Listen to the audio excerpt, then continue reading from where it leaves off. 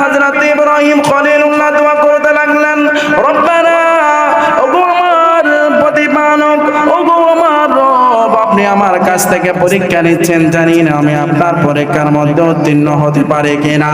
আল্লাহ, আমি আমার বংশধর থেকে কয়েকজনকে মরুভূমির মধ্যে আপনার ওয়ার্ডারে রেখে এসেছি, আপনি যদি তাদের প্রতি দয়া না করেন, মেহেরবান না করেন, তাদের কোনো সহায় নাই। আল্লাহর এই দোয়াটা তো বেশি পছন্দ হয়েছে। আল্লাহ ইব্রাহিম খলিলুল্লাহর দোয়া কবুল করে নিলেন।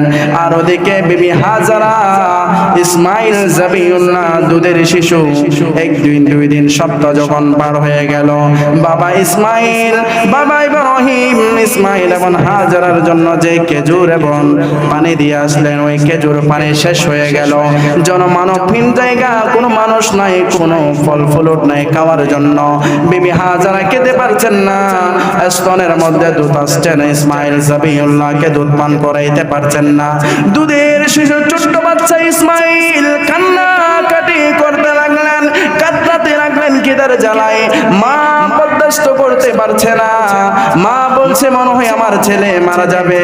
দেখতে পাইলেন একটা পাহাড় আছে, মনে করলেন ওই পাহাড়ের চূড়ার মধ্যে যদি আমি যাই, আমি কোনো কাফেলাকে দেখতে পাবো, ডাক দিয়ে তাদের কাছে কিছু খাদ্য চেয়ে নেব, কোনো পানি চেয়ে নেব। বিবি হাজারা ওই সাফা পাহাড়ের মধ্যে দৌড় মারলেন। সাফা পাহাড়ের চূড়ার মধ্যে উঠে দেখতে পাইলেন কোনো মানুষ নাই, কোনো গাছ গাছালি নাই, বালি আর বালি, বালি ছাড়া আর কোনো কিছু নাই। ওই সাফা পাহাড় থেকে আবার দেখতে পাইলেন মারওয়া পাহাড়। মনে করলেন ওই রোদের মধ্যে রোদ যখন বালুর উপর পড়েছে, ওই বালিগুলো চিকচিক করছে। বিবি হাজারা মনে করলেন মনে হয় মারওয়া পাহাড়ের মধ্যে পানি আছে। দূর দিলেন মারওয়া পাহাড়ের মধ্যে। মারওয়া পাহাড়ের মধ্যে যখন চলে আসলেন, দেখতে পাইলেন সেগুলো পানি না বালি।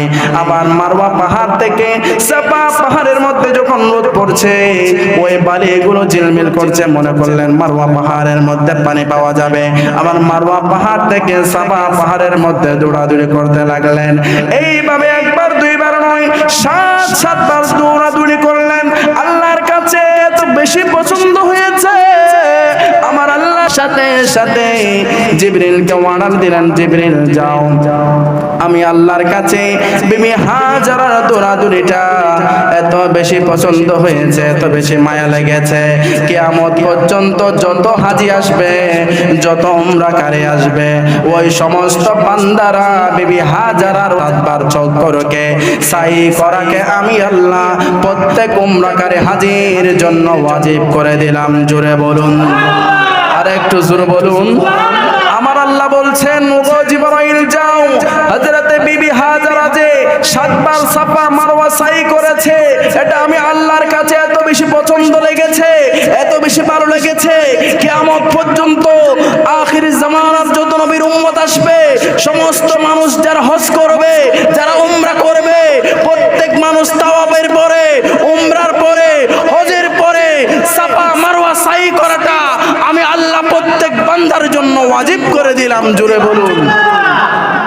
যে সমস্ত বান্দারা কিয়ামত পর্যন্ত হজ এবং উমরা করবে, তাদের জন্য আল্লাহ সাফা এবং মারওয়া সাই করাটা ওয়াজিব করেছেন। কি করেছেন বাবা? এবং সাফা মারওয়া পাহাড়ে 7 বার সাই করলে কি সওয়াব আছে? আল্লাহর নবী বলেন, আন ইবনে উমর রাদিয়াল্লাহু তাআলা আনহু আনিন নবী সাল্লাল্লাহু আলাইহি ওয়াসাল্লাম, হযরত উমর রাদিয়াল্লাহু তাআলা আনহু বলেন, আমার নবী পাক সরকার দু আলম সাল্লাল্লাহু আলাইহি ওয়াসাল্লাম ইরশাদ করছেন, ক্বালা ওয়া আম্মা